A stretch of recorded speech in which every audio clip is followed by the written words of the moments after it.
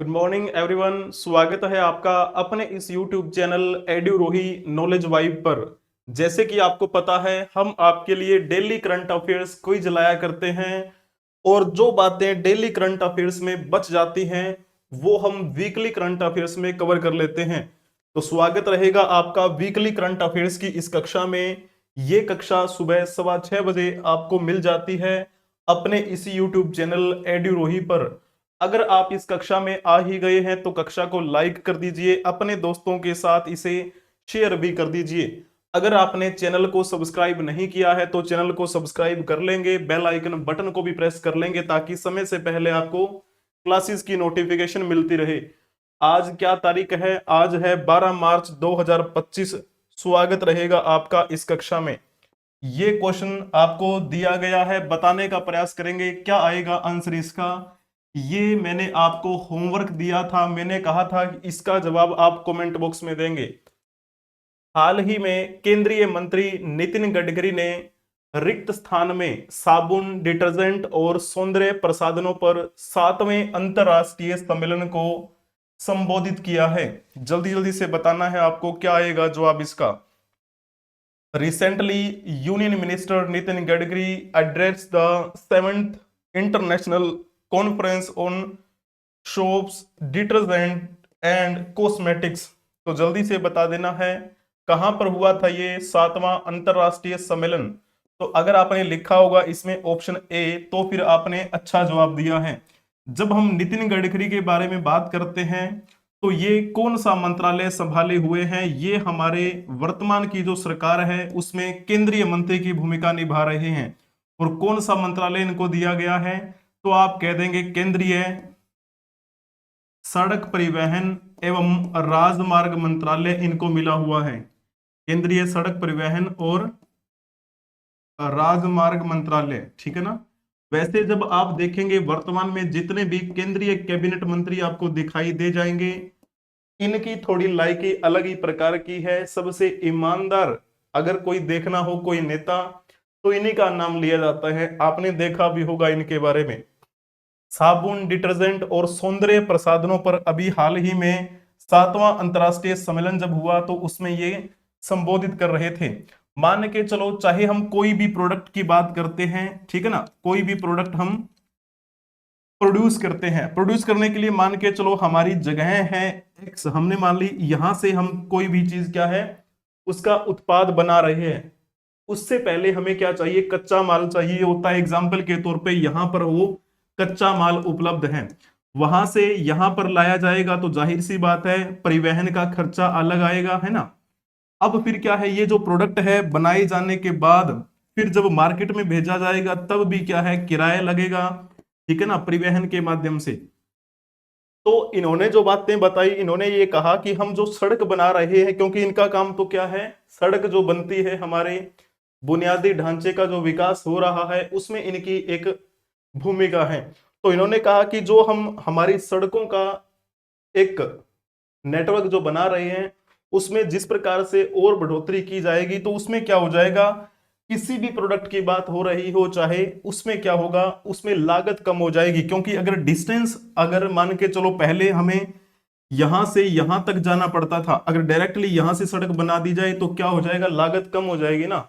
तो इस प्रकार से इन्होंने कुछ बातें बताई, बहुत प्यारी प्यारी बातें, ठीक है ना। थोड़ा सा हिंट मैंने आपको दिया है जो कि आपको समझ में आया भी होगा, उसका एक सार मैंने बता दिया है। नेक्स्ट क्वेश्चन आपको बताना है, जल्दी जल्दी से बताएंगे। प्रधानमंत्री नरेंद्र मोदी रिक्त स्थान देश के 57वें राष्ट्रीय दिवस समारोह में मुख्य अतिथि के रूप में पहुंचे हैं। कल ये पहुंच गए थे। कल क्या तारीख थी? कल थी 11 मार्च 2025। कल ये पहुंच गए थे वहां पर और इनका स्वागत भी किया गया था एयरपोर्ट पर। शायद आपने वो फोटो भी देखी होंगी। तो जल्दी जल्दी से बता देंगे क्या आएगा जवाब इसका। अपने अपने दोस्तों के साथ शेयर भी करते चले जाना है। तो अगर आपने इसमें लिखा होगा ना मॉरिशस तो फिर आपने अच्छा जवाब दिया है। मॉरिशस के कौन से समारोह की बात हो रही है? राष्ट्रीय दिवस समारोह की बात हो रही है, और वो भी कौन सा? 57वां राष्ट्रीय दिवस समारोह है ये। यहां पर आप देख पा रहे होंगे प्रधानमंत्री मोदी जब पहुंचे थे वहां पर एयरपोर्ट पर, है ना, तो इनका बड़ी गर्मजोशी के साथ स्वागत किया गया और फिर प्रधानमंत्री नरेंद्र मोदी ने ट्वीट करके भी बताया था कि किस प्रकार से यहां पर एक स्वागत हुआ गर्मजोशी के साथ और उनका धन्यवाद भी किया। जब हम बात कर रहे होते हैं वहां के प्रधानमंत्री कौन है, तो नाम किसका आएगा? नवीन चंद्र राम गुलाम। ये कौन है? तो यही तो हैं वहां के प्रधानमंत्री, ठीक है ना। तो प्रधानमंत्री के साथ भी मुलाकात की और वहां के एक राष्ट्रपति भी हैं। राष्ट्रपति का नाम क्या है? धर्म गोकुल नाम के राष्ट्रपति हैं, मॉरिशस के वर्तमान में राष्ट्रपति। उनके साथ भी मुलाकात की इन्होंने कल, धर्म गोकुल। और आपको ध्यान में होगा कुछ समय पहले मैंने आपको एक हिंट दिया था, लगभग बात हो गई है वो 1 महीने पहले की, क्योंकि ये तो आपको पता है जब भारत के प्रधानमंत्री गए हुए थे अमेरिका के दौरे पर, है ना, फ्रांस पेरिस में गए हुए थे, उस समय की बात है। पेरिस में, अमेरिका नहीं, उस समय की बात है जब मैंने आपको बताया था। तो उस समय वो पेरिस में थे, तभी एक न्यूज आई थी कि अब ये क्या होगा, अब अगले महीने में ये मॉरिशस में आने वाले हैं। तो उस समय मैंने आपको बताया था कि ये जो वहां के प्रधानमंत्री हैं नवीन चंद्र राम गुलाम, उन्होंने वहां की संसद में बोला था कि भारत के प्रधानमंत्री अगर हमारे देश के इस राष्ट्रीय समारोह में आते हैं तो ये हमारे देश के लिए बड़ी गर्व की बात है, ठीक है ना। तो इस प्रकार आपको पॉइंट ध्यान में रखना है। जब हम इस देश के बारे में बात करते हैं तो थोड़ा सा यहां पर आप देख पा रहे होंगे मैप, है ना, किस प्रकार से। क्लियर हुआ आपको ये पॉइंट? चलिए जी, और फिर यहां पर थोड़ा सा मैप के माध्यम से समझेंगे। जब आप गूगल पे सर्च करेंगे अपने इस के बारे में, मॉरिशस के बारे में, तो ये रहा हमारा प्यारा भारत और भारत से इसकी डिस्टेंस यहां पर आपको दिखाई दे रही है ना।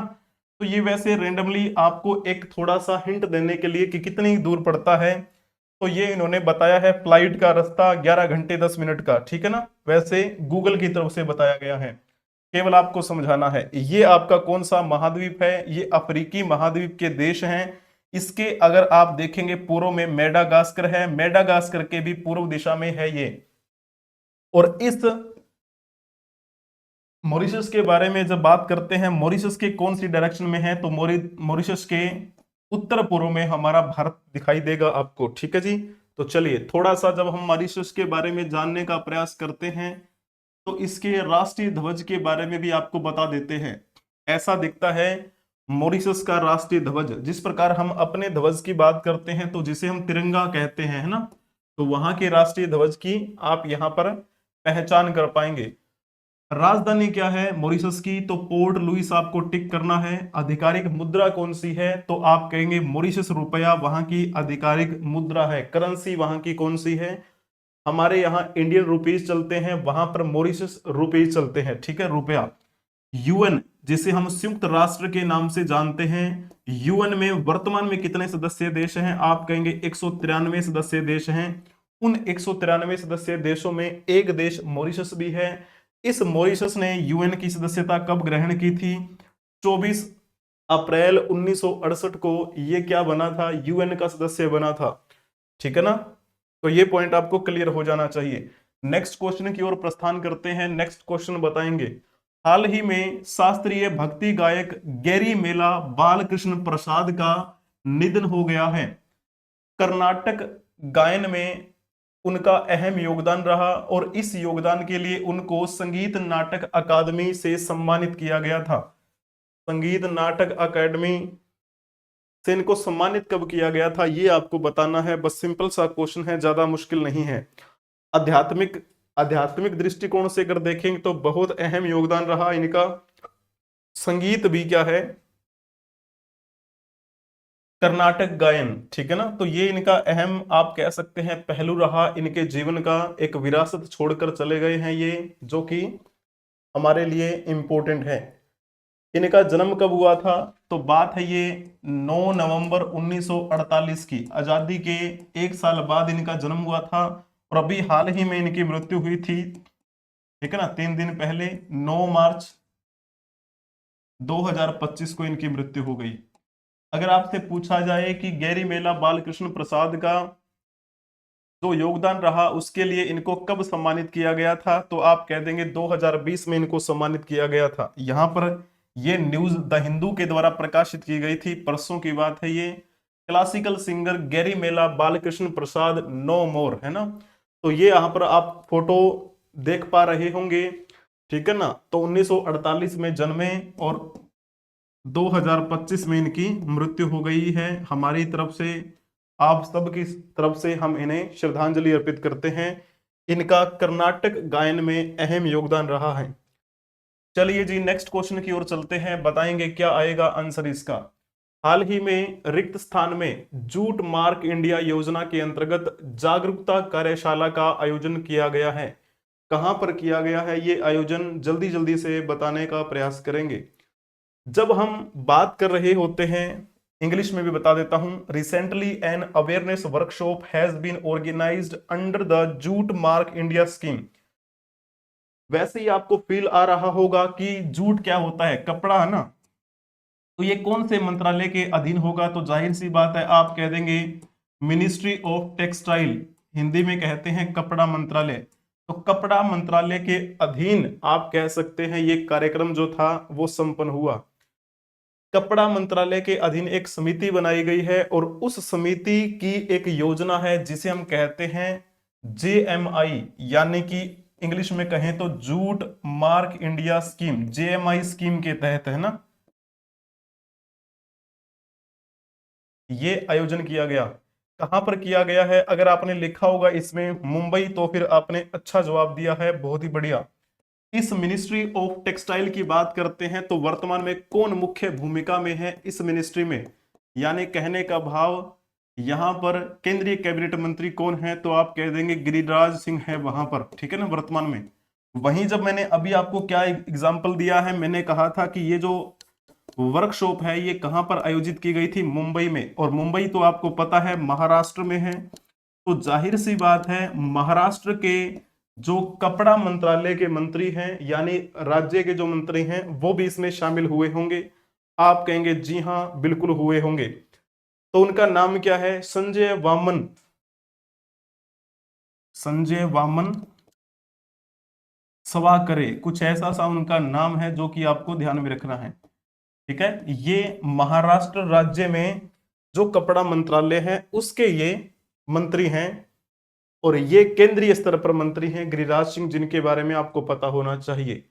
अब यहां पर एक शब्द यूज किया गया है वर्कशॉप का। वर्कशॉप का हम क्यों आयोजन करते हैं, जाहिर सी बात है यहां पर एक स्कीम की नाम मैंने बताई आपको, स्कीम है JMI, यानी जूट मार्क इंडिया। अब जूट से संबंधित जितने भी उत्पाद होंगे, है ना, उनके उत्पादों में गुणवत्ता में किस प्रकार से वृद्धि हो, इस बात को लेकर चर्चा हुई, ठीक है। ये एक कार्यक्रम आप कह सकते हैं। जूट से बने जो उत्पाद हैं वो लोगों तक किस प्रकार से पहुंचे, लोगों को जागरूक करना इन प्रोडक्ट्स के बारे में। तो ये भी क्या है, एक उद्देश्य रहा इसको आयोजन करने का, ठीक है। इस प्रकार से जो बातें हैं वो आपको ध्यान में रखनी है। जमीनी स्तर पर जो हितधारक रहते हैं उनकी सुरक्षा भी एक क्या है, इनका उद्देश्य रहा। इस प्रकार आपको कुछ पॉइंट जो हैं वो ध्यान में रखने चाहिए। तो अपने अपने दोस्तों को शेयर जरूर करेंगे। नेक्स्ट क्वेश्चन की ओर अगर हम चलें तो क्या बताएंगे आप इसका जवाब। भारत के पावर ग्रिड को मजबूत करने और नवीनीकरण ऊर्जा के समाकलन में नवाचार को बढ़ावा देने की दिशा में एक महत्वपूर्ण कदम उठाते हुए केंद्रीय मंत्री रिक्त स्थान ने 9 मार्च 2025 को ग्रिडकॉन 2025 का उद्घाटन किया है। आपको मैं इंग्लिश में बता देता हूं। In a significant step towards strengthening India's power grid and promoting innovation in the integration of renewable energy, the Union Minister inaugurated GridCon 2025 on March 9, 2025। हालांकि ये जो उद्घाटन किया गया था वो तो किया गया था 9 मार्च को, और इसका समापन कब हुआ है, इसका समापन कल हुआ है, ठीक है ना, समापन कल हुआ है। ये पॉइंट आपको ध्यान में रखना चाहिए। तो कल इसका समापन हुआ, आज हमने न्यूज कवर कर ली। तो किसने, जाहिर सी बात है पावर ग्रिड से संबंधित जो मंत्री हैं वो कौन है वर्तमान में, तो आप नाम क्या लिख देंगे, मनोहर लाल खट्टर का। मनोहर लाल खट्टर पहले हरियाणा के मुख्यमंत्री हुआ करते थे। इनकी जगह पर अब मुख्यमंत्री कौन है हरियाणा में, तो नायब सिंह सैनी है। वहीं जब हम इनकी बात करते हैं तो बिजली मंत्रालय जो है वो इन्हीं को दिया गया है, बिजली मंत्रालय, ठीक है ना। तो पावर ग्रिड से ही नाम ही पता चल रहा है आपको। और एक मंत्रालय उनको और दिया गया है, कौन सा मंत्रालय है वो, शहरी आवास, है ना। तो इस प्रकार से संबंधित वो भी मंत्रालय इन्हीं के पास है, शहरी आवास। और उसके बाद नितिन गडकरी के बारे में मैंने आपको बता ही दिया। नितिन गडकरी क्या है, ये सड़क परिवहन जो अपना है ना, सड़क परिवहन और राजमार्ग मंत्रालय इनके पास है। जब हम बात करते हैं सर्बानंद सोनोवाल के बारे में, जो आपका ये होता है ना, शिप वगैरह जाती हैं, तो क्या नाम होता है उसका मंत्रालय का, तो केंद्रीय पतन, जैसे पोतवाहक है ना, वो मंत्रालय जो बना हुआ है उसका कौन काम देख रहे हैं, सर्बानंद सोनोवाल देख रहे हैं। पीयूष गोयल के बारे में आप कमेंट में बता देंगे कि इनके पास कौन सा मंत्रालय है, जल्दी जल्दी से कमेंट में बता दीजिएगा। लेकिन हम क्या बात कर रहे थे, केंद्रीय मंत्री मनोहर लाल खट्टर ने 9 मार्च को ग्रिडकॉन 2025 का उद्घाटन किया, जिसका समापन कल हुआ है। इसके बारे में थोड़ी सी जानकारी हासिल कर लेते हैं। कॉन्फ्रेंस इन नंबर्स, यहां पर कॉन्फ्रेंस के बारे में बताया है, 2000 प्लस यहां पर कॉन्फ्रेंस हुए, यानी 150 प्लस यहां पर एग्जीबिटिंग कंपनीज यहां पर आई। कितनी कंट्रीज यानी कितने देशों के रिप्रेजेंटेटिव यहां पर आए थे, 30 देशों के लोग यहां पर आए हुए थे। और लगभग 150 प्लस में पेपर प्रेजेंटेशन हुए, जैसे हम बात करते हैं आपका जो जर्नल होता है ना, वैसे ठीक वैसे ही, ठीक है। तो इसी प्रकार की कॉन्फ्रेंस होती है, तो इससे रिलेटेड जिन्होंने भी रिसर्च की होगी वो पेश करेंगे अपना प्रेजेंटेशन कि हमने इस क्षेत्र में ये रिसर्च की है। क्लियर हुआ आपको ये पॉइंट। चलिए, उसके बाद में 9 मार्च को, 10 मार्च को क्या हुआ, 11 मार्च को, 12 मार्च को, ठीक है। आज क्या है, आज 12 मार्च है। वैसे इसका टाइम क्या रखा गया था, टाइम रखा गया था 9 से 11। ये फोटो भी आपने इनकी ऑफिशियल वेबसाइट पर आपको मिल जाएगी, तो एक बार आप देख भी सकते हैं इनकी ऑफिशियल वेबसाइट।